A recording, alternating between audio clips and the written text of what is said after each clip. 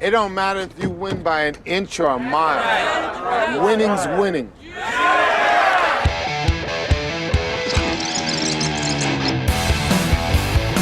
They knew I was into cars. I was actually working on the Skulls with basically the same team. Rob Cohen, the director, Neil Moritz, the producer, and then Universal was the studio behind it. Neil asked me while filming that, he said, "Hey, what do you want to do next?" I said, "Well, to be honest with you, I always liked the idea of playing a cop." He knew I was into cars because we talk about cars all the time. Within 3 months, he came to me with this idea. It was basically just a newspaper clipping at the time, and he said, "Look, this is it. We want to do something about modern day drag racing, and we think, it'd be great if you were to play an undercover cop. You get to race cars and you get to make out with Jordana Brewster." So I was like, right on. I'm a cop. Oh, you bastard. My representatives at the time, they were concerned because they could tell initially, they could tell right off that I was interested, and I was ready to sign on. I love these guys. I've worked with them before, and it just seemed to make sense to me, the whole formula. The thing of it was is that they didn't have a script at the time. Now, you don't attach yourself to anything without reading a script, but, my mind was telling me don't, but my heart was telling me go for it, so I did it, and I can say that I'm glad I did. Yeah, well, I thought if I got in your good graces, you might let me keep my car. You are my good graces, but you ain't keeping your car. Before we went into it, Rob told me, he said, "Yeah, I'd like you to do a lot of the behind-the-wheel stuff yourself."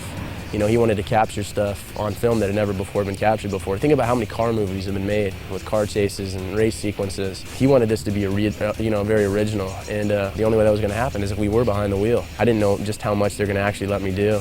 Got into it to find out they let me do a lot of it. Towards the end of the film, the climax, that was actually me on the Supra doing about 80 miles an hour before I jumped to the truck. That was Matt Schultz and I out there dangling on the semi-truck going down the highway at like 80 or 90 miles an hour. That wasn't, the only other way to do it really would have been blue screen or green screen. But you can tell when it's CGI'd. Rob wanted it to look real, and he knew that Matt and I were up for the calling, so he just threw us out there. It's basically, it's like how we try to capture it on film. I don't know that your head's necessarily snapping back as much as ours do when we're hitting the NOS buttons in the movie, but that's what we had to do in order to sell it. You can't feel speed in the theater, so our job is to basically show you what the sensation is. Dude, I almost had you. I think actors have a reputation for being a prima donna, and I think most of the time it's deserved. These are people that are used to being pampered, and I like to think that's what separates me from a lot of these other guys. I like to mix it up. I'm just one of the guys. I grew up, snowboarding, skateboarding, doing all like the Southern California stuff.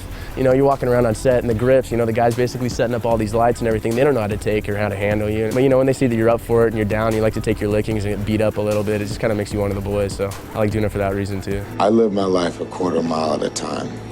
For those 10 seconds or less, I'm free. Rob knows what's up, he doesn't mess around. He has a really strong vision as to what he wants and what he's going to get and how it's going to come out on screen. I've done a few movies now, and I like to think that when it's explained to me just exactly what we're going after shot-wise, I have a pretty good visual or a pretty good idea of what it's going to turn out like. With this movie, though, I had no clue. I'm in there in the theater, I'm like going, ooh. Damn, I didn't know that's where he was going with it. It's easy to make an action film. You just need, a couple $1 million and, some cool CGI stuff, and people come and see it. This movie's definitely very visual, and it's definitely an action movie, but I like to think that there's a story behind it. I think the characters are solid. I think the relationships are very believable. I think everyone just brought the wood. I'm really excited. I'm really proud of the way this turned out.